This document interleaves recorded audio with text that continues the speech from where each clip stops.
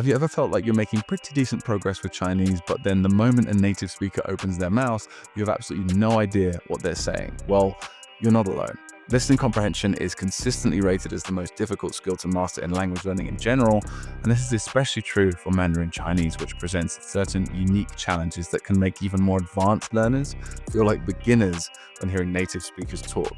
Now, without strong listening skills, you'll never achieve true fluency. You might know lots of words and grammar, but if you don't understand real spoken Chinese, you can't truly connect with people or use the language in real life. As a Mandarin coach, I've helped hundreds of learners overcome listening issues, and today I'm going to share everything I know with you. And when you're ready to take your Chinese to the next level, click the link in the description to apply what you're about to learn in this video and start building your Chinese skill from the bottom up with our free course and community. So the first thing I want to tell you about listening is that it's hard in any language, not just Mandarin, and here's why. First off, it's out of your control. So when you're reading, you can take your time, stop, reread. It's purely visual and you can look up tough words or phrases. But with listening, the words come and go quickly and your brain has to keep up. You need to hear the sounds, remember what was just said, understand the meaning all at once. And if you think about one word for just a fraction of a second, you'll probably miss the next three. The second reason that listening is just generally hard is that people don't talk like they do in learning materials. In language apps, classes, and listen and repeat programs, people speak clearly, slowly, and pretty much perfectly. But in the real world, people speak faster, they slur their words, they use lots of slang, and sometimes mash syllables together or leave them out completely. And the third reason why listening is hard, the real world is loud. So as someone whose hearing is genuinely not that good and also is easily distracted, this affects me massively. So you won't always be listening in a quiet room or through lovely noise-canceling earphones. You'll be hearing Mandarin in markets, restaurants, streets, subways, bars, all full of background noise and distractions. Even native speakers struggle sometimes in those environments. So for learners, it's way tougher. Now let's look at what makes Mandarin listening specifically even trickier. First off is, of course, the tones. Mandarin is a tonal language, so tones change the meaning. In English, tone changes the emotion behind what you're saying. And that takes quite a bit of time to get used to. Now you'll often hear examples like the following to illustrate this. Ma could mean mother, ma, or horse, ma, or hemp, ma, or to scold someone, ma. Now, with context, to be honest with you, no one's ever going to think you're calling your mother a horse, right? But there are confusing things that can happen with tones. It's very easy to misunderstand people when you're getting used to a tonal language and you don't know many words. Now, the second thing about Chinese listening that makes it hard is kind of related to this first one, is that many words sound the same. Mandarin has very few syllables compared to English. English has many thousands of syllables. Mandarin, only around 400 or so. And if you include the tones, maybe you get up to 1,300. So this means that lots and lots of words sound either identical or very, very similar. And you have to rely on tone and context to tell them apart. And that's tough when you're new. And the third thing that makes Mandarin specifically quite tough is accents. Accents make things even harder. So once you've started to get used to standard Mandarin, which is a feat in and of itself, you'll notice that people in the real world actually speak very differently in different parts of China. For example, in Beijing, people often add a strong R sound to the end of words. So flower, hua, might sound like huar. And there's only a select few words that have this, and it's seemingly random at first. In Taiwan, for example, some consonants are softer and more gentle. In the South, they don't pronounce the zh or the ch, so they'll say 中国 instead of 中国. And the L and the N sounds can be swapped around, so nan might sound like lan, and vice versa. So those are all kind of like the main problems and challenges that come with listening. But the good news is that all these problems that you face when it comes to listening really come down to just two causes. One is not knowing enough words, and two is not being used to the sounds of the language. And the solution is therefore twofold. One, learn more words. Two, listen more often.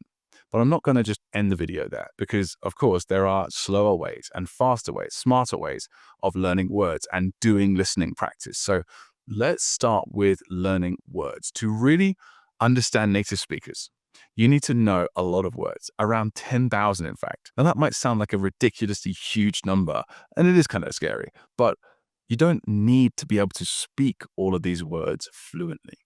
When we talk about fluency, it's helpful to think in two groups, right? So active vocabulary, words you can say easily, and passive vocabulary, words you can understand when you hear them or read them. So to speak really well, you only need around 5,000 active words to get to like C1 level.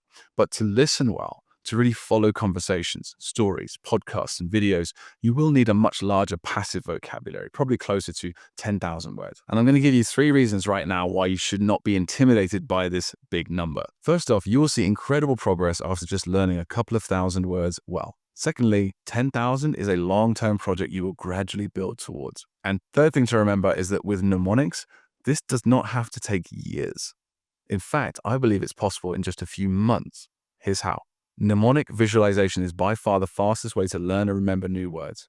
Instead of just repeating a word over and over again, you're going to create a visual image in your mind based on a connection to your existing knowledge. The easiest way to do this is to look at the characters or the pinyin spelling and hear the sound and see what connections it triggers first and just go with that. So for example, if I hear the word 朋友, which means friend in Chinese, it doesn't really trigger anything in terms of the sound for me personally. But if I can read it, at least the pinyin, I can see P-E-N-G, that immediately reminds me of penguin. And yo sounds like yo, as in yo, check it out, right? So friend, 朋友, I just imagine a penguin waving and shouting yo at their best friend, maybe dressed like a rapper, just to make sure that really sinks in for me. And the sillier and more absurd this is, the better. And look, if you make them X-rated in some way, which I'm not going to do in this video, that also works quite well. Here's another example. 了解, a bit more of an abstract word. It means to understand something deeply in more of an empathetic way. So 了解, liao kind of sounds like Leo. So, and 姐 sounds like, it reminds me of the Chinese word for big sister. I have 2 big sisters. So I imagine my sister Amy having a deep conversation, a very understanding conversation with Leonardo DiCaprio, Leo, 姐. So as your knowledge of Chinese grows, you'll be able to make these connections easier and easier. That's one of the advantages of Chinese having very few pronunciations as well. So that sound 姐 in this character, that means to untie. That's what that character means. But there's another character, 姐, which means older sister, right? So I just connected to that. I borrowed that knowledge to make this particular mnemonic. And you can do that a lot too. You can connect to not only other Chinese words, but other words from other languages you know. And as your Chinese vocabulary grows, your knowledge of other languages grows, your ability to make these mnemonics gets easier exponentially. But for now, you can just connect to English words or other languages that you know, and that'll be absolutely fine for the first couple of thousand words. Now, learning mnemonics works even better, and you'll learn words even faster when you learn the characters along with the words, for 2 reasons. Number one is characters allow you to see the inherent logic in Chinese words, and that's kind of already a built-in mnemonic device. So for example, liao means finished, and jie means sort of untie. So you can imagine sort of finished untying the mystery of something. That means you understand it. And then once you've sort of seen that relationship, you've got that built-in mnemonic understanding, you just add a bit of visualization to it. Another reason why you've got to learn characters is that characters allow you to start reading Chinese sentences. And reading is the most visual, easy to comprehend form of input. If you can read while listening to example sentences, you'll begin to connect the sounds and tones with the characters and get multi-sensory input that you can understand. So seeing and hearing words in context of sentences will help you rapidly improve your comprehension ability. And having both the text and the audio has a great effect. The reading makes the listening easier, and the listening makes the reading easier. And that brings us to the next category of solutions here to improve your listening ridiculously fast. Yes, you need to grow your vocabulary, but you also need to listen a lot more. And the best place to start with that is with simple, comprehensible sentences, lots of them. So ideally, you want to start with sentences built from the most common Chinese words. You want to get to around 98% or above comprehension of each of those sentences so that you enter the realm of what's called extensive reading and listening. When you get below 98%, you're venturing into more intensive listening or reading, which can also be effective, but it takes way more energy and it's harder, especially for lower level learners to handle, right? So ideally, you have at least one good example sentence for every one of those 10,000 most common Chinese words, and you just listen to them on repeat all the time. Make sure you learn their words using mnemonics, and you just start listening as much as you can every day, reading along with the audio when you need to. Now, if you're a Mandarin Blueprint member, you could just follow our curriculum and learn thousands of common characters and words with example sentence audio. But you can also spend the extra time and use AI to create all these for you. Just listening to and reading lots of sentences every day will massively improve your listening, of course. But if you rely on this for too long and just use example sentences, especially ones created by AI, which won't be perfect, you will find it tough to understand real Chinese people when they speak, because they speak with slang and accents that vary massively. And so to solve that, you need to also immerse in real Chinese more and more as your vocabulary grows.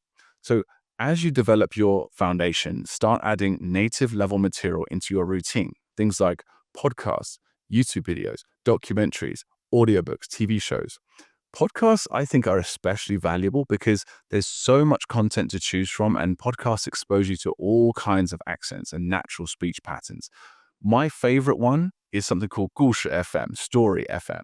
And it's kind of like This American Life in Chinese, with real people sharing real stories. But you should look for topics you enjoy: business, history, culture, science, so you can stay motivated to listen every day. And at first, this could be tough. It will be tough. So start small, maybe like 10 or 20% of your listening time is native content and the rest is sentences. And then gradually flip that ratio over time as you get more comfortable and your vocabulary grows into the thousands. Now, ideally, throughout this whole process, you're also continuing to learn characters. Eventually, 3,000 plus, right? That will get you to 99.4% comprehension of the entire language. This will give you the foundation you really need to be able to understand and enjoy native content so much more. It's going to allow you to look up words in a dictionary as well more easily when you actually hear a word you don't know. But primarily, it's going to allow you to follow subtitles for shows and movies and read podcast transcripts while listening. And you can also start doing sentence mining to extract entire sentences with a screenshot of the actual context of the TV show or movie and the original audio. And you can use tools like Magaku or LingoPie for this. I don't have affiliate links for them. I just think they work quite well for this purpose. So here's the plan to massively improve your listening fast. First, you grow your vocabulary using mnemonics, character learning, and practicing with sentences. You want to listen daily, combining comprehensible sentences and real native content. If you stick with this and you do it consistently, your listening will skyrocket. It won't happen overnight, but it will happen. After just 50 hours or so, you'll start seeing results. And after 100 to 200 hours, you'll notice quite substantial improvement.